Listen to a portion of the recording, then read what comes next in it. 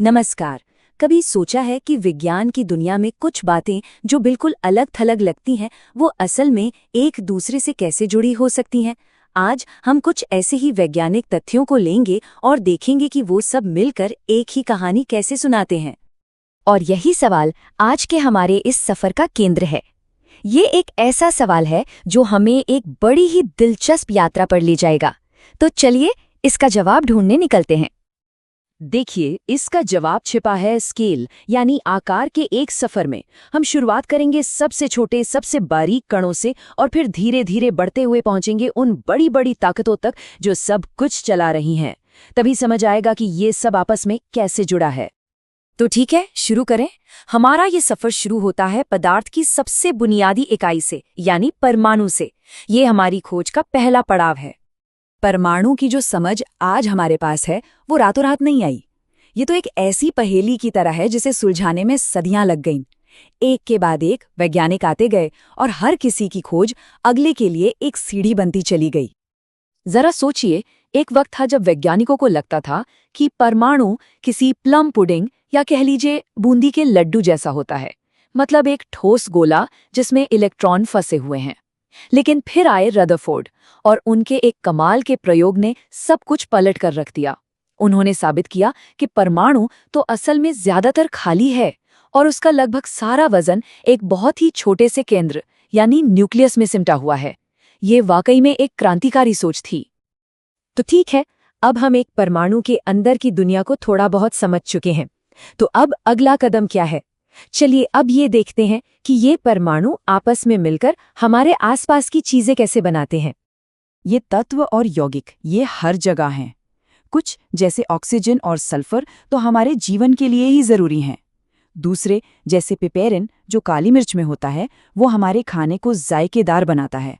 और फिर चल्सोसाइड जैसे अयस्कों से हम तांबे जैसी जरूरी धातुएं निकालते हैं जिनसे हमारी आज की दुनिया चल रही है। सब कुछ केमिस्ट्री ही तो है।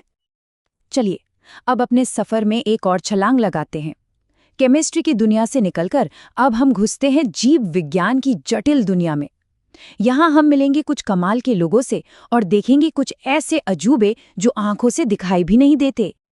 तो सबसे पहले मिलते हैं रॉबर्ट हुक से। बात है 1665 की। वो एक माइक्रोस्कोप से कॉर्क के एक पतले से टुकड़े को देख रहे थे और उन्हें उसमें मधुमक्खी के छत्ते जैसी छोटी छोटी कोठरियां दिखाई दी। उन्होंने इसे नाम दिया सेल, जिसका मतलब होता है छोटा कमरा। और बस इसी एक शब्द के साथ आधुनिक जीव विज्ञान की नींव रखी गई। तो अगर हुक ने जीवन के कमरे खोजे थे तो एंटनी वैन ल्यूवेनहॉक वो इंसान थे जिन्होंने उन कमरों में रहने वाले नन्हे नन्हे जीवों को खोज निकाला। उन्होंने ही पहली बार सूक्ष्म जीवों को देखा जिन्हें उन्होंने बड़े प्यार से एनिमल्क्यूल्स यानी नन्हे जानवर कहा। सोचिए, उन्होंने हमारे लिए एक पूरी की पूरी अनदेखी दुनिया के दरवाजे खोल दिए। अब कहानी में आते हैं एडवर्ड जेनर। उन्होंने इन सूक्ष्म जीवों से लड़ने का एक ऐसा तरीका खोजा जिसने दुनिया को हमेशा के लिए बदल दिया। टीका।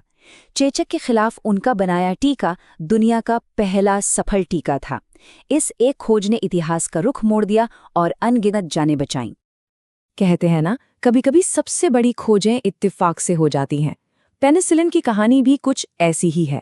अलेक्जेंडर फ्लेमिंग ने एक दिन देखा कि एक फफूंद उनकी लैब में रखे बैक्टीरिया को खत्म कर रही थी। बस इसी एक छोटी सी घटना ने दुनिया को पहला एंटीबायोटिक दिया और मेडिकल साइंस की तस्वीर हमेशा के लिए बदल दी। तो परमाणु से कोशिका और कोशिका से सूक्ष्म जीवों तक का सफर तय करने के बाद अब हम उस एक चीज पर आते हैं जहां ये सारे जैविक सिद्धांत एक साथ काम करते हैं, यानी खुद मानव शरीर। एक सवाल है, क्या कभी किसी ने सोचा है कि इंसानी खोपड़ी कितनी हड्डियों से मिलकर बनी होती है? इसका जवाब है 22। और इन 22 हड्डियों में से 8 हड्डियां मिलकर हमारे दिमाग के लिए एक मजबूत हेलमेट बनाती हैं, उसे सुरक्षित रखती हैं। और बाकी की 14 हड्डियां हमारे चेहरे को वो आकार देती हैं जो हम सबका अलग होता है। ये हमारे शरीर की इंजीनियरिंग का एक बेहतरीन नमूना है ना? अब देखिए, हमारे शरीर के अंदर भी एक कमाल का कंट्रोल सिस्टम है। पिट्यूटरी ग्रंथि को अक्सर मास्टर ग्लैंड कहा जाता है क्योंकि वो कई दूसरी ग्रंथियों को कंट्रोल करती है। लेकिन एक और बॉस है जो इस मास्टर ग्लैंड को भी कंट्रोल करता है और वो है हाइपोथैलेमस। तो एक तरह से ये मास्टर का भी मास्टर हुआ। तो ये जो पिट्यूटरी ग्रंथि है, इसका अगला हिस्सा समझिए शरीर का मेन कंट्रोल सेंटर है। यहीं से 6 अलग अलग तरह के हार्मोन निकलते हैं जो हमारे बढ़ने से लेकर हमारी एनर्जी और यहाँ तक कि प्रजनन क्षमता तक सब कुछ कंट्रोल करते हैं। और जो पिछला हिस्सा है वो एक स्टोर हाउस या गोदाम की तरह काम करता है। ये 2 बहुत जरूरी हार्मोन रखता है और जरूरत पड़ने पर उन्हें रिलीज करता है। लेकिन दिलचस्प बात यह है कि ये हार्मोन बनाता हाइपोथैलेमस है। यह दिखाता है कि शरीर का ये पूरा सिस्टम कितनी अच्छी तरह एक टीम की तरह मिलकर काम करता है। तो चलिए अब हम अपने इस सफर के आखिरी और सबसे बड़े पैमाने पर पहुंचते हैं। अब बात होगी भौतिकी के उन बुनियादी नियमों की जो ग्रहों से लेकर इंसानों तक इस ब्रह्मांड की हर एक चीज को चलाते हैं। न्यूटन का तीसरा नियम सुनने में बहुत सरल लगता है, पर यह बहुत गहरा है। ये बस इतना कहता है कि इस ब्रह्मांड में कोई भी फोर्स, कोई भी बल अकेला नहीं होता। हर एक्शन का एक बराबर और उल्टा रिएक्शन जरूर होता है। और यहीं आकर हमें हमारे सबसे पहले सवाल का जवाब मिलता है। याद है एक एटम और एक रस्सी पर चलने वाला कलाबाज? तो देखिए, जब वो कलाबाज रस्सी पर चलता है तो उसका हर कदम रस्सी को नीचे की ओर दबाता है। ये हुआ एक्शन। अब न्यूटन के नियम के हिसाब से रस्सी भी उसे उतनी ही बल से ऊपर की तरफ धकेलती है। ये हुआ रिएक्शन। और बस इसी एक्शन रिएक्शन के परफेक्ट बैलेंस की वजह से वो रस्सी पर टिका रहता है। और हाँ, न्यूटन के बारे में एक और मजेदार बात, गति के नियमों के अलावा उन्होंने प्रकाश को लेकर हमारी समझ में भी क्रांति ला दी थी। वो पहले इंसान थे जिन्होंने एक शीशे के प्रिज्म का इस्तेमाल करके ये दिखाया कि सूरज की सफेद रोशनी असल में इंद्रधनुष के सारे रंगों से मिलकर बनी है। और अब अपने इस सफर को खत्म करते हुए हम एक ऐसे वैज्ञानिक सिद्धांत को देखते हैं जो पूरे ग्रह के लेवल पर काम करता है। ओजोन परत, ये अणुओं की एक पतली सी चादर है जो एक अनदेखी ढाल की तरह काम करती है और पृथ्वी पर मौजूद हर जिंदगी को सूरज के खतरनाक किरणों से बचाती है।